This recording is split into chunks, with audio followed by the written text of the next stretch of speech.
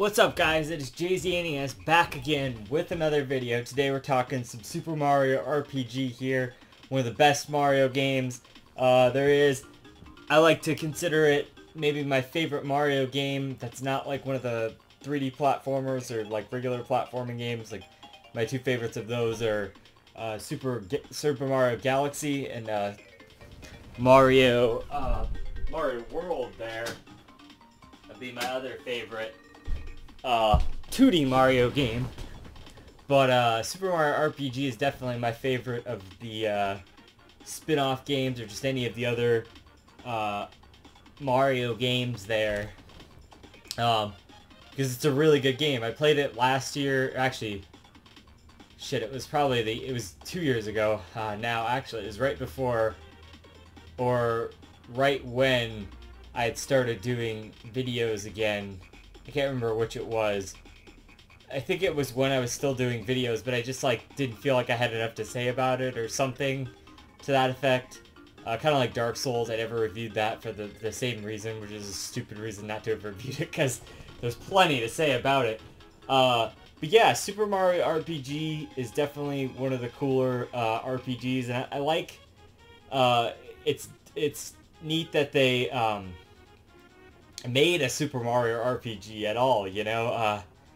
I know there's like the Paper Mario and the Superstar Saga, those games, beyond that one, the Mario and Luigi games it would be.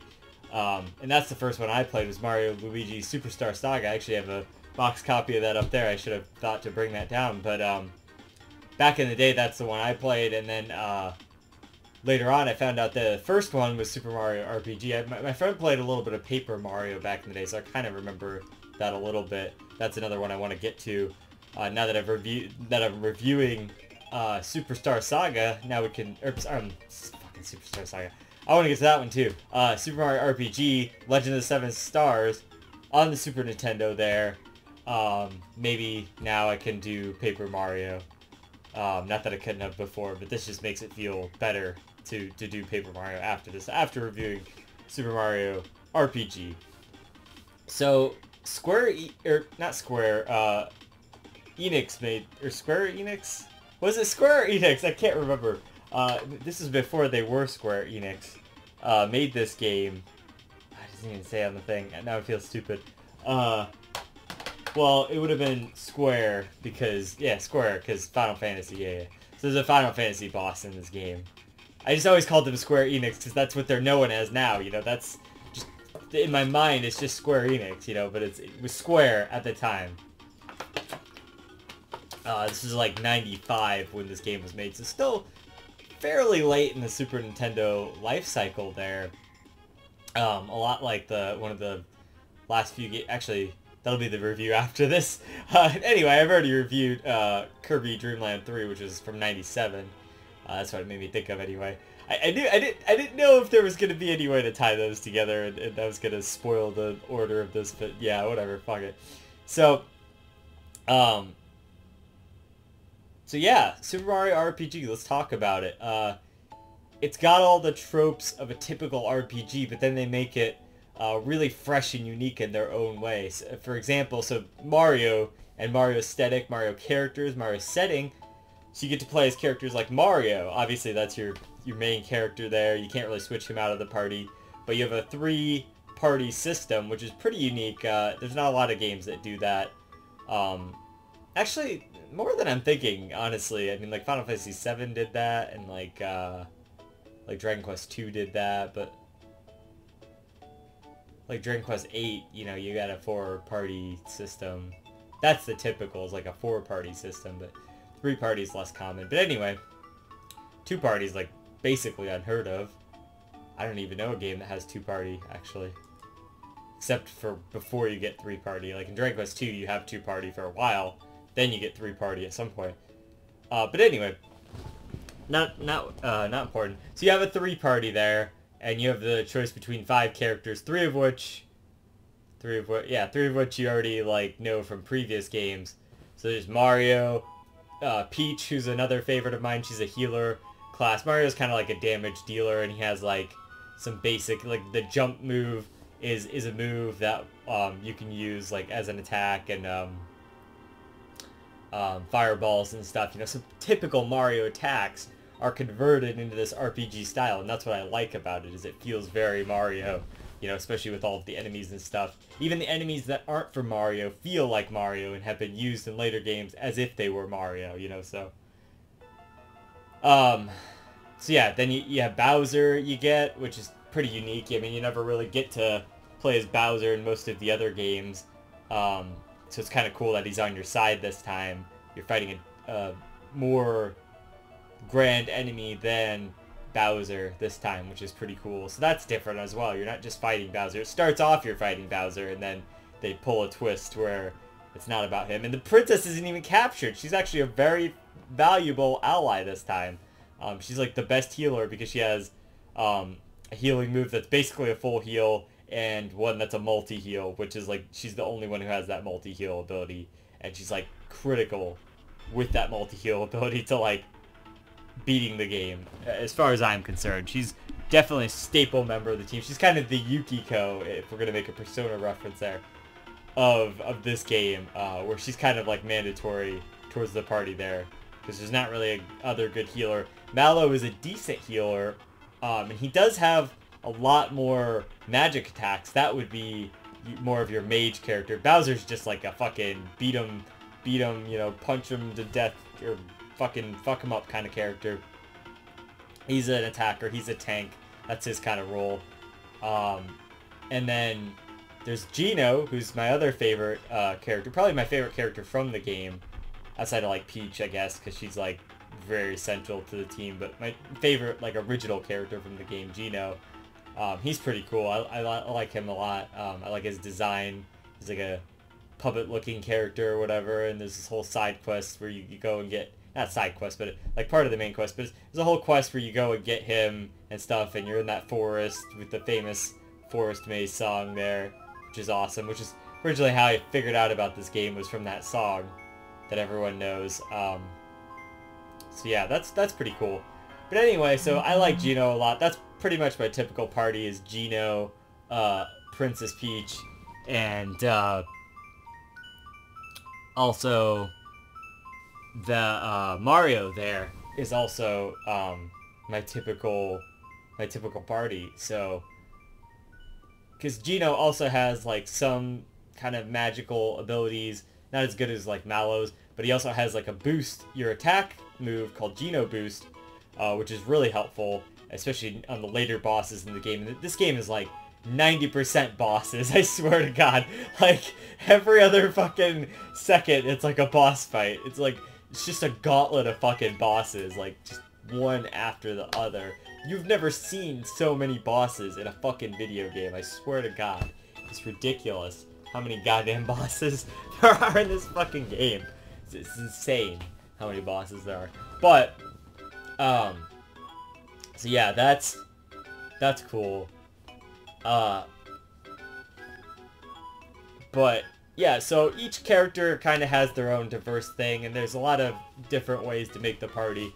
Just Geno and, Peach are kind of my main, characters that I like to have along there. So, yeah, I definitely, I swear to God, he knows exactly what I'm making videos, and he just wants to come out. It's probably just because I'm talking or whatever, but I don't think so, because a lot of times when I'm talking, he won't come out, and then now he's like, oh, you're making a video? I gotta come be in that video.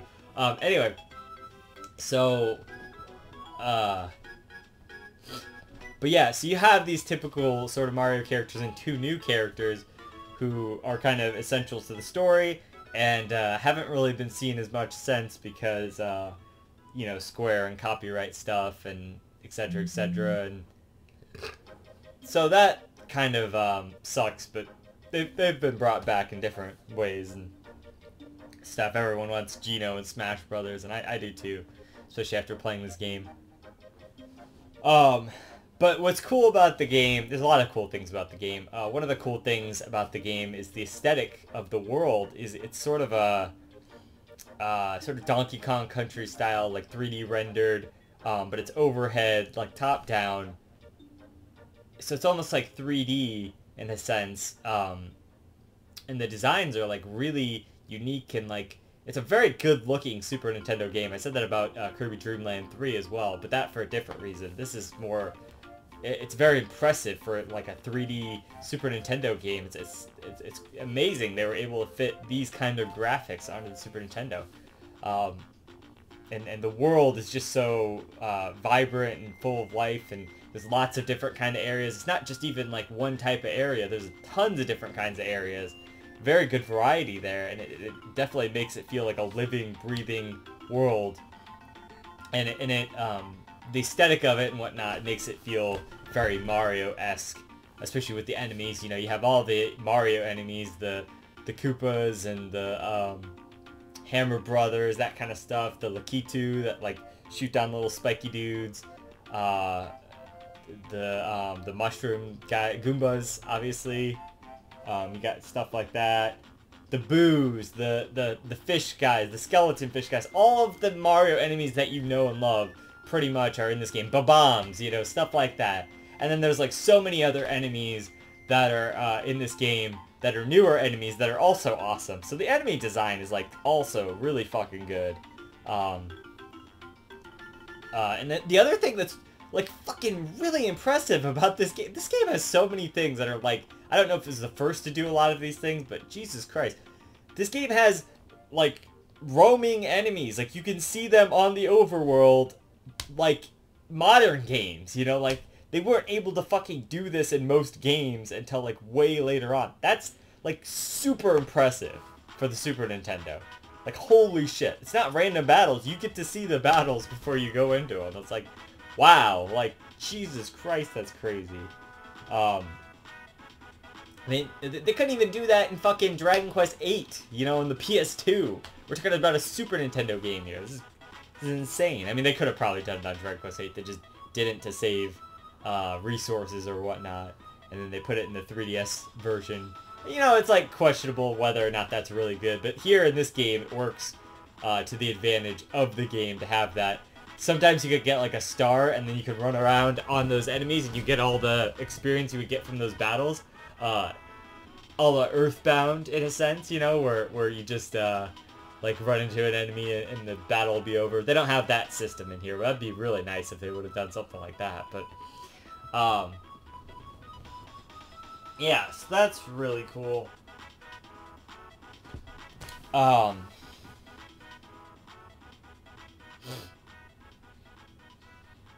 yeah, so all the enemies are really cool. All the bosses feel big and grand, and most of them are like fucking epically hard fights. Like they just take forever to take down some of them. Some of them are kind of annoying. If it was like one thing I would say that's like negative about the game, it would be that is just that like some of the bosses have moves that are like instant death moves, or like they turn you into those mushrooms. Which, if your whole party is mushrooms, you better just, like, start over. But the fucked up thing is, if you don't have save states and whatnot, you start over from your last save, which could be a while back, you know? It's another game where save states kind of save it a little bit, because having to do all of that stuff again, I did do that when I originally played the game. I didn't have save states back then.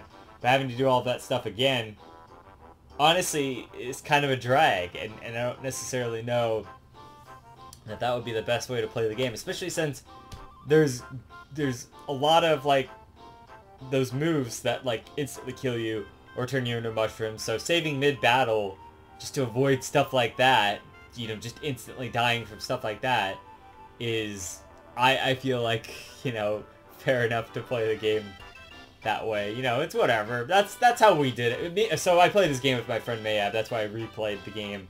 Me and Mayab were playing it. For once, I made it through before he did. Usually he'll beat me to the end of the game, even though it's a game that I've played before, or whatever. I always get stuck on the final boss. That's always really what it is. And I use the fast forward to grind to level 30, because the level cap is 30. That's another thing I like about the game, is it's short and concise, and it doesn't overstay its welcome, and the level cap is 30, a lot like Dragon Quest 1 there, so that's really nice. So all you gotta do is get to level 30, and then that's it. You can't get any farther, and then that's You know, you don't even have to get to level 30 if you don't want to, but it just makes the final boss a lot easier to get to level 30. I mean, I was at like level 21 or 2 when I got to the final area, so I just grinded out the rest of the levels. And it took me like maybe half an hour to an hour with the fast forward feature. I remember that took me a lot longer to do without the fast forward feature when I previously played this game 2 years ago or whatnot. So it's nice to have that there.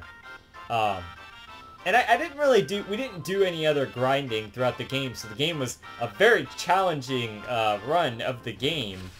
It made it very, like really hard. Some of the bosses were just, like, really hard, and they would take, like, so many hits, and that was because we didn't grind at all. So if you want a challenge, just, like, don't grind at all.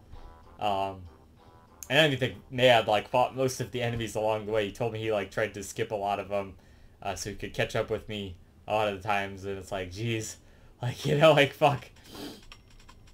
So I don't know how he was getting through it. So yeah. But anyway, so you don't really have to do a lot of grinding. But if you do, it makes the game a tad bit easier. But when you level up, you get the option, it typically levels up the attack and HP and all that kind of stuff, but you get the option to do an extra bonus of either attack and defense, that's one option, HP, and something else is on that one. So I think it's just HP gets leveled up. That's the second option. And the third option is like magic, defense, and attack. So if you're like a magic user like Mallow or something, you want to level that up, get a bonus through that. What's interesting about this game, there's a lot of interesting things about the game, but one thing that's pretty interesting about the game is that there's flower points, and that flower points, you know, I got it up to like 72, I think was the one. You find these flowers throughout the world. You know, there's question mark boxes like kind of everywhere throughout the world, and there's hidden ones too. That's pretty cool. So there's a lot of exploration you can do. Even in the towns and stuff, there's like, especially in the towns, there's like hidden ones around and stuff. So that's pretty cool. But so there's like items hidden around everywhere in these question mark boxes, and some of them are mimics too. So that's fucking bullshit. So, you know, you could sometimes hit your head on one, and then the mimic pops out, and you gotta fight that. And the mimics are hard in this game, but anyway, point is, sometimes you'll get a flower thing, which adds 1 to your flower points. Your flower points are basically your MP. So it's kind of a unique way of doing that. You can't really level that up. You have to find that throughout the world. But also, what's interesting about it is that's a collective MP for the party, is that 72. Like, everyone in your party is using that. Mostly the healer in my run-through is using that. There's certain enemies like the dry bones, though, where you have to use a jump ability, so Mario's going to have to use some there. And the jump and the flame ability is actually pretty good on the right enemies, and like Geno's boost ability and that kind of stuff all takes these flower points. But it's all as one collective. So I just think that's pretty cool. It's like, it's a unique system. It's a collective MP system, and I haven't really seen that in many other games. I think that's just a really unique idea. In terms of battles and whatnot, there's a lot of unique mechanics to Super Mario RPG as well. There's a timing system to where if you press the button at the right time, it'll do extra sets to your attack and make a more powerful attack. Or you can dodge and block attacks in that same way to take less damage. Or when you're healing, sometimes, like when you revive a character with Peach's ability, the comeback ability, if you don't do that, they'll revive at like half health. If you do that, you'll revive at full health if you time your button press correctly. So that's pretty cool. And you can't always like block attacks. There's like some magic attacks and stuff that you can't block, and especially like boss attacks and stuff. But it's just cool that there's this timing system implemented, and each weapon has kind of a different feel to the timing. You really kind of have to play with that and figure that out throughout the game. So that's pretty neat. So that's a really unique, like, battle system there. So you're always kind of paying attention to the battles and whatnot. It's not just, like, press A to win. It is when you're grinding, but that's, you know, a whole different story. But yeah, so there's a timing system to kind of keep things interesting and fresh and whatnot. So that's cool. And I already mentioned the difficulty. It's a pretty difficult game if you don't grind too much. There's just like constant boss battles. The whole objective of the game is to get the 7 stars to repair the star road or whatnot. And also, when you get like most of the stars, all but one, you can make the bridge to get back to Bowser's castle, so you can go and fight the giant sword that like sticks his way into Bowser's castle, and then you have to fight Smithy at the end, who made the sword. So yeah, and the dungeons in this game are like, they can be pretty long sometimes. Like the ship level took forever. There's so much to that ship level. It just takes fucking forever. But there are also some shorter dungeons too. But like the final dungeon and stuff, it's like all the getting through all of Bowser's castle is like ridiculous. The whole, like, all those doors and whatnot, and like you have to fight like, I don't know, like 20, 30 sets of enemies there in those first 2 doors. It's ridiculous, and there's like a bunch of platforming challenges and stuff, and man, it's just so much to that. And then there's still a dungeon after that even, where you have to go through all of that, conveyor belts, and lots of challenging bosses. There's like probably 4 something bosses in that area, at least. And then, you know, on top of that, you get to fight the final boss, both forms, after that. So like, and they heal you and give you an item shop like a few times throughout there. And there's a really good spot right before the end to kind of grind on this one enemy who gives you like 60 experience, which doesn't sound like a lot, but it is a lot in this game. The max experience is 9,999. And you can only get 999 coins in this game as well, and you'll pretty much have that a lot of the game because they're really abundant with their coins, and you do use that to buy, you know, shirts, and that's kind of what Mario wears. Each of them has a different one. Shirts is Mario, pants is Mallow, and like dresses is for Peach, and etc. etc. And you buy weapons and accessories that do different things, like one of them makes it so you can't be turned into a scarecrow or a mushroom. That's a really helpful one. Probably should have gotten a few more of those and put them on my characters. There's also some hidden items that are like really broken. They're not hidden. I mean, there are hidden items that are really broken, like the lazy shell, which you kind of have to do like a little side quest to get, and the frying pan for Peach.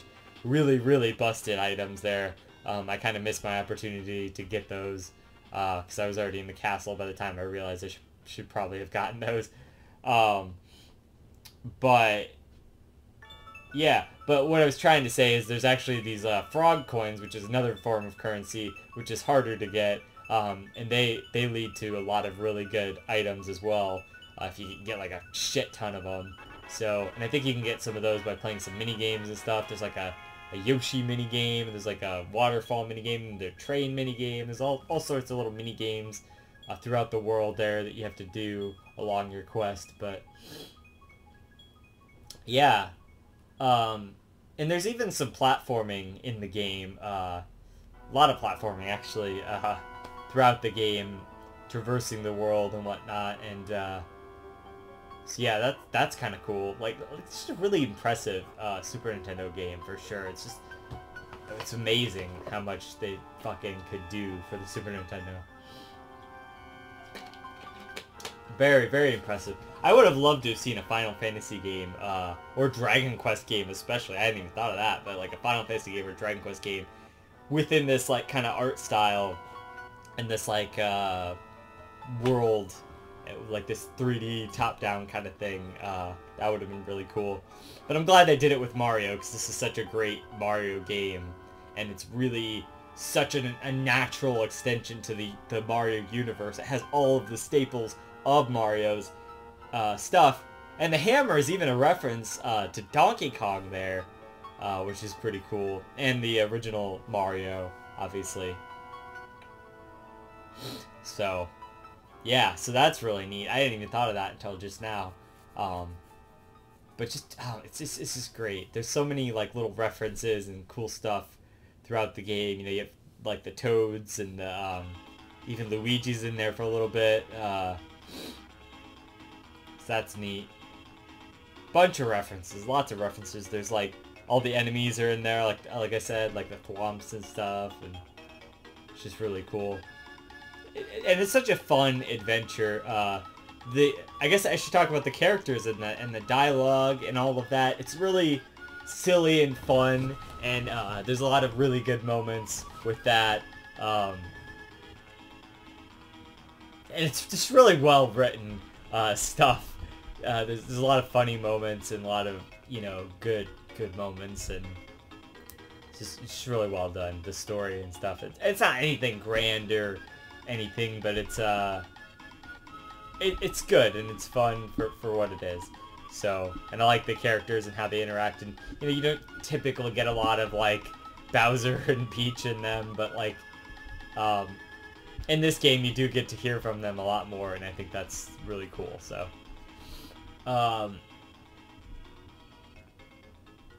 yeah, but other than that, it's just kind of an RPG, and you know, you got all your typical RPG stuff there, but kind of in a new spin on the whole thing, which is really cool. A lot of people say this is a pretty good beginner RPG. I can kind of agree with that, but also there's a lot of fucking really tough bosses in this game. I don't know if a beginner could get through all of that. I struggled with some of that shit, like fuck, man. But it is basic enough to kind of get that, but also complicated enough to like, there's a lot more elements. I didn't even know really much about the blocking element. My friend Naya did more of that than I did, so I probably made the game intentionally harder on myself. He had that all figured out, which is pretty cool, but yeah. So I don't know, I just really like the game. I didn't talk about the music yet, did I? The music is like really good. This is like one of, if not the best, like Mario soundtracks, and that is saying a fucking lot. Let's get to the get to that one theme there. God, all the themes are good. This one's great. I love this song. Yeah, there we go. This is the theme that initially got me to figure out about the game. I love this theme. I love all of the music in the game is like really good. It's Square Enix. It's Square, so they're gonna make really fucking good music. Of course. I mean, the Final Fantasy game. I don't think Final Fantasy 6. Final Fantasy 6. I think that it come out at this point, but you know, I'm just saying, like, that game had like super good music as well. Obviously, so they knew what they were fucking doing. Square was like so on top of this shit at that point. This was like their peak, man, like right here. Final Fantasy 6 and Super Mario RPG, you know. We're gonna count like Square Enix stuff, like, you know, of course they hit their peak. Well, still around now. I mean, Dragon Quest V and stuff came out around then. And of course, I like 8, you know, a lot and stuff later on, but I don't know if that was exactly their stride. They've released a lot of great games since then, but you know, I'm just saying. Anyway, not important, not relevant to Super Mario RPG there. Yeah, the music's amazing and just really fantastic. It always fits the mood of the levels. It has like a sort of mystic quality to it. I really like that. It really enhances that that Mario feel, you know, but it makes it feel epic, like an RPG. So it really does the rest of the work to put the atmosphere to perfection there, you know? It's just really good. Like I said, I guess my minor complaints with the game would just be the difficulty and a lot of those like bullshit moves And I got angry quite a few times at a lot of the bosses just because of how hard it was. But I feel like maybe sometimes there's too many enemies too. But it's good that there is, because otherwise I might not have fought enough enemies to be super under leveled, and then it would have been even harder. So, you know. But yeah. Anyway, I don't. There's not a ton else to say about the game. It's just a really good Mario game, and there's a lot of really good Mario fan service in this game. It's just kind of right at the point where, I guess, like, Retro wasn't cool yet. There is a part in the game, actually, when you're in Booster's Tower, who looks a lot like Wario, by the way. Actually, also, Booster tries to marry Peach, and that happened a long time before Super Mario RPG. So that, Odyssey. So that game is just a reference to this game and the events of this game, honestly. Actually, Bowser probably got the idea of that from this game. Mind blown, right? Like, holy shit. But it's true. That did happen in this game. So anyway, there's a part where you go behind this curtain and then you come out as like an 8-bit Mario. So like, Mario fan service wasn't really a thing to this point, but this is kind of the first game to like start really doing that. And like showing like, hey, Mario, old school Mario's cool. Like, this is kind of when they were like, yeah, I guess Mario's like really, really, like, this is so significant for video games that like, we can like kind of start showing his history. You know, they kind of had an idea of what his history was like at this point, you know. The only thing I would have liked to see, maybe like a Tanuki power-up or something. That would have been awesome. Fucking, like, some of the suits from the other Mario games could have been like some of the weapons or like power-ups in this. The tragedy of this is that there was never a direct sequel to this game. By Square or something, never like a Super Mario RPG 2. It was only ever spiritual successor games like the Paper Mario games, like the Superstar games, which are great games, but it's sad because there's a unique flavor on display here that they just could never capture again, and the magic of this game, you know, it's kind of been lost to time. Other than this original game here. So I'm glad that this still exists and that a lot of people still hold it as a great game, because it is. It's one of the best Mario games, if not like the best one. The only thing that like holds me back at all, like I was saying, is some of that difficult and boss fights and stuff, and just like, but it's a great game to have like YouTube videos on the side or something, and then like be playing it just like a typical RPG kind of thing. But it's a really special flavor of RPG, and I think it could definitely go within my top 5 like RPGs of all time if we're like doing a one per franchise kind of rule, you know. That way, all I have to choose one Dragon Quest and like one Golden Sun. You know, like I would choose the Golden Sun, obviously, but like, shit, I don't know. It might even be better than that. I mean, that's kind of hard to say, but that's a great game too, Golden Sun. It's one I want to get to at some point. But like that and top 5 RPGs, that'd be a good video to make. Maybe I shouldn't spoil it then. All right. Well, so yeah, Super Mario RPG, really good. The atmosphere is like top notch. The graphics and stuff are super impressive for Super Nintendo. The music is amazing. It pulls together all of the other elements and makes for the feels and the epicness of the game. Keeps you energized. Like, the battle theme is really good. The timing system is pretty cool. Very unique, especially for the time. There's a lot of things on display here that were kind of ahead of its time, or like groundbreaking. It was like kind of the first of its kind sort of thing. The gameplay is just really solid. The challenge is difficult, but somewhat fair. The monsters on the overworld thing is just fucking ridiculous for this era. That's a first of its kind of thing where it's just like, whoa, hey, what the fuck?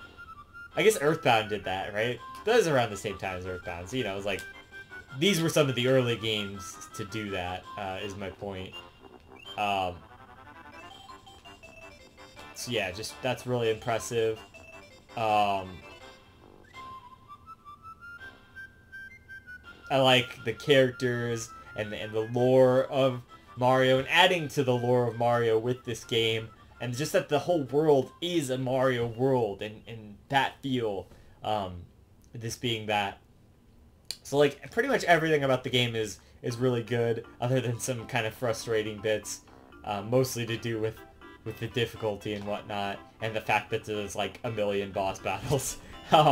So, but I still really love the game overall, and I'm still willing to give it a 9.6 out of 10. I feel is fair. The difficulty and all of that, and some of those little frustrating bits are the only thing kind of keeping it from like a 10 out of 10 kind of thing. But it's very high, you know, on the echelon of like games there. A nearly perfect game, I would say, for me,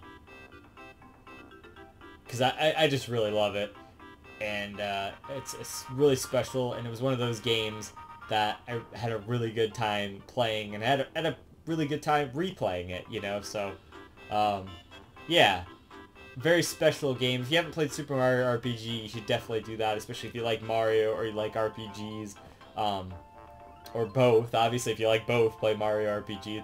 It's very good. Like I said, one of the best RPGs out there. So yeah, go play it. Until next time, this has been JZNES saying keep it classic, stick around for more reviews, underrated games, and I'll see you guys in the next one. JZ out.